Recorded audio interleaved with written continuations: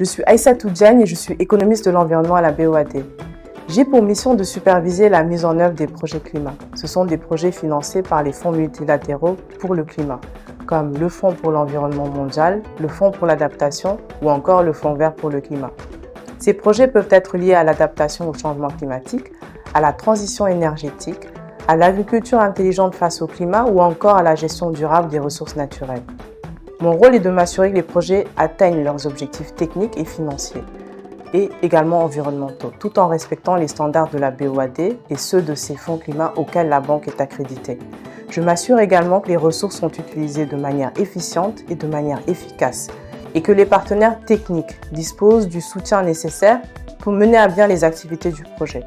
J'interviens également dans le suivi des performances et dans le renforcement des capacités des partenaires d'exécution pour maximiser les retombées positives sur les communautés et les populations.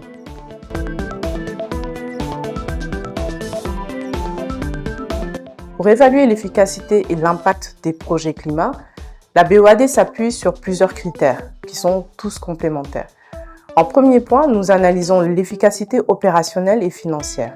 Les activités prévues sont-elles réalisées dans les délais, avec un bon niveau d'exécution et une utilisation optimale des ressources?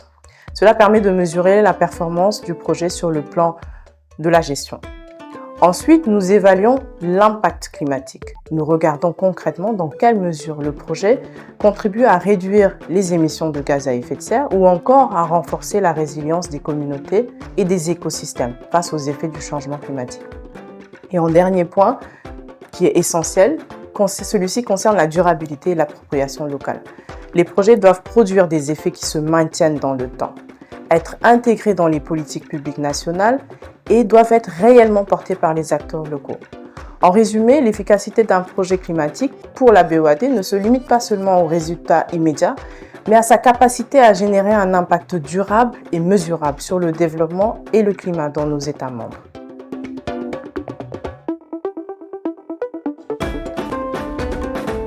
Les projets climat dans les pays de l'UEMOA rencontrent toutefois plusieurs défis qui sont liés à la fois aux capacités institutionnelles, aux conditions techniques et également au contexte socio-économique. Le premier défi, c'est le renforcement des capacités des acteurs nationaux et des acteurs locaux. Beaucoup d'institutions font face à un manque de ressources humaines qualifiées pour pouvoir concevoir, suivre et évaluer les projets climatiques selon les standards internationaux, notamment ceux du Fonds vert pour le climat qui sont les plus exigeants aujourd'hui. Le deuxième défi concerne la coordination institutionnelle et la gouvernance. La multiplicité des acteurs, que ce soit les ministères, les agences, les collectivités, les partenaires techniques et financiers, rend parfois la mise en œuvre complexe et ralentit la prise de décision dans ce type de projet. Le troisième défi, c'est le financement et la soutenabilité.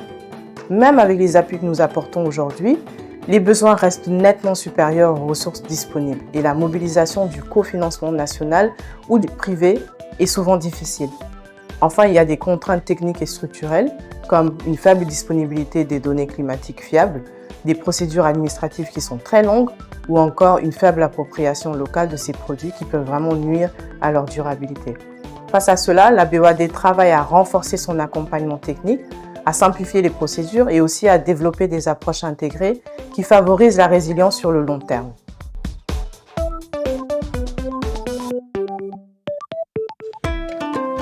Pour identifier et corriger rapidement les écarts dans la mise en œuvre de ce type de projet, la BOAD a mis en place plusieurs mécanismes de suivi et de supervision à différents niveaux. Chaque projet dispose d'un dispositif de suivi, évaluation et de supervision fondé sur les indicateurs de performance clairement définis dès la phase d'instruction du projet. Ces indicateurs permettent de mesurer et de suivre régulièrement l'état d'avancement du projet, que ce soit physique, financier et environnemental. La banque organise également des missions de supervision périodiques sur le terrain, menées conjointement avec les équipes nationales et les partenaires. Ces missions permettent d'identifier rapidement les difficultés, que ce soit techniques, institutionnelles ou financières, et puis de proposer des mesures correctives concrètes. En parallèle, nous faisons des réunions mensuelles avec les unités de gestion des projets, et ces unités-là nous transmettent des rapports d'avancement trimestriels et annuels. Ces rapports sont analysés à notre niveau au siège pour détecter d'éventuels écarts par rapport aux objectifs initiaux. Enfin, lorsqu'un risque est identifié, que ce soit un retard, une sous-exécution ou encore une non-conformité, La banque met en place un plan d'action correctif qui est validé. Ce plan permet de suivre de près la résolution des problèmes. Ce système permet une réactivité accrue et garantit que les projets restent alignés sur les objectifs de performance, sur les objectifs de durabilité et sur l'impact climatique qui a été fixé par la banque.